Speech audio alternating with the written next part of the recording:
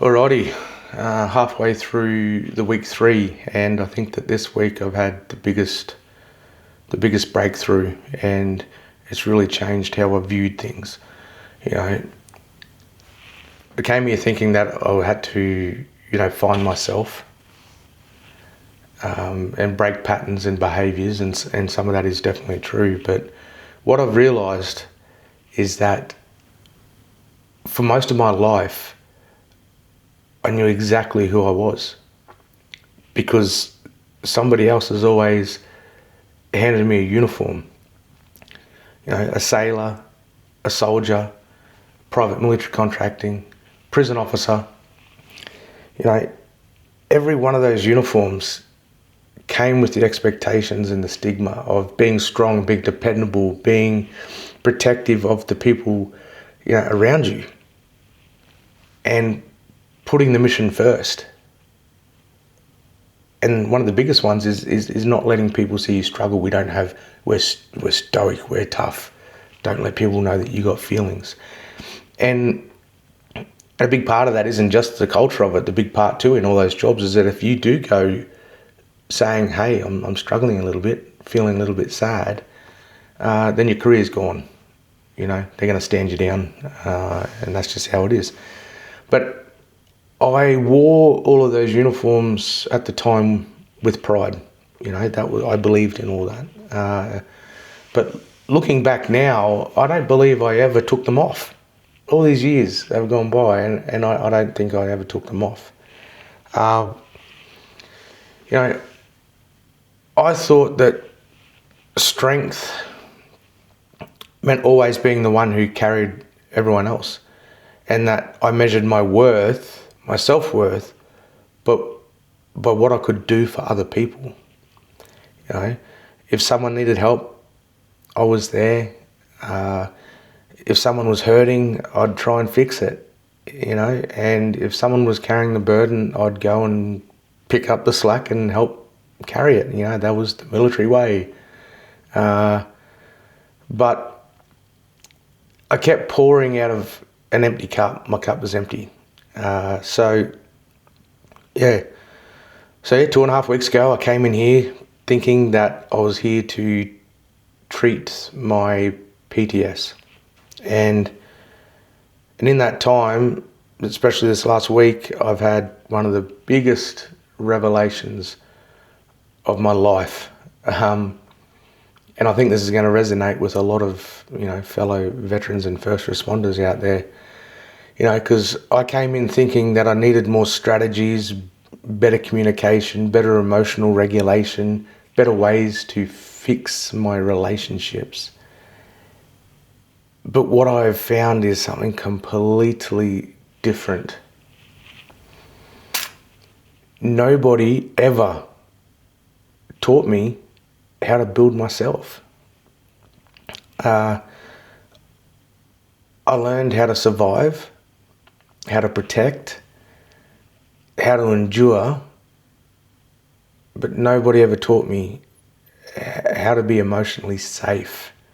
I wanted to be better, but I just didn't know what those tools were made of. And I still get fidgety on camera. I'm still getting used to being in front of camera, and being this vulnerable in public isn't easy, but I think it's important. So, but anyhow, something has clicked in this last week, and the analogy, because I work in analogies, I lose things in my thoughts. I can't keep a lot of things in my brain anymore, so I need to turn them into analogies or little stories that I can keep in there and remember. So this is what I've discovered. And for most of my life, I saw myself as a warship, and a warship exists to protect, to fight, to face danger.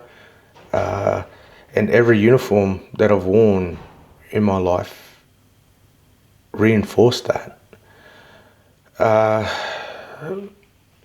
while I was being that warship, and I spent all those years becoming, or trying to become, the best warship that I could be, I completely neglected the harbour that I was supposed to come back to, or the port that I was supposed to come back to. I never maintained it, I never strengthened it, and I never learned how to do that. So over time, my harbour got weathered, not because it wasn't valuable, because I'd spent so many years looking outward, and I forgot to look inward, you know.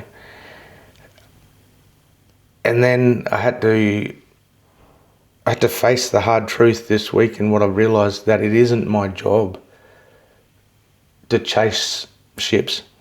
It's not my job, isn't control where they sail, and my job isn't to stop every storm. My job is to build the harbour. And the harbour doesn't demand that ships stay forever. It doesn't chase them when they leave, and it doesn't judge where they've been or to tell them where to go. It just exists, strong, stable, and safe. That's the person that I want to become, someone who is emotionally safe, someone who is emotionally stable, emotionally mature, not needing to control people or rescue everyone to feel that I'm worth something. And as I mentioned before, that is what a lot of us put value, our own value on, is what we're useful or what we give to other people. So, you know, every counselling session, every hard conversation, every journal entry, because I've started journaling and that's been great. Every time that I choose curiosity instead of assumption, or a response instead of a reaction, that is another rock that I'm putting in that breakwater for the harbour. That's another part of the harbour that I'm building, and it's going to take a while, you know. So the people that I love who are around me, they are the ships that I was talking about before. They've got their own journeys, their own storms that they're trying to face, their own weather that I can't see from here. And I've learnt over this last week, in this breakthrough, this, you know, mind fog clearing a little bit, is that it's not my job to chase them or tell them where to go. It's to be steady enough in myself that if they choose to, they know there's a safe place to come and to rest, to moor up, you know. And maybe for the first time, I'm building that harbour not just for others, but I'm building it for me, you know. And I'd struggled a lot with feeling guilty or feeling selfish that I was taking this time to do that. But, you know, maybe my next mission isn't about fighting the storm, you know. It's about building the calm. And that's my mission right now. So that's my update for the last week. That was my revelation. So hopefully you can get something out of this.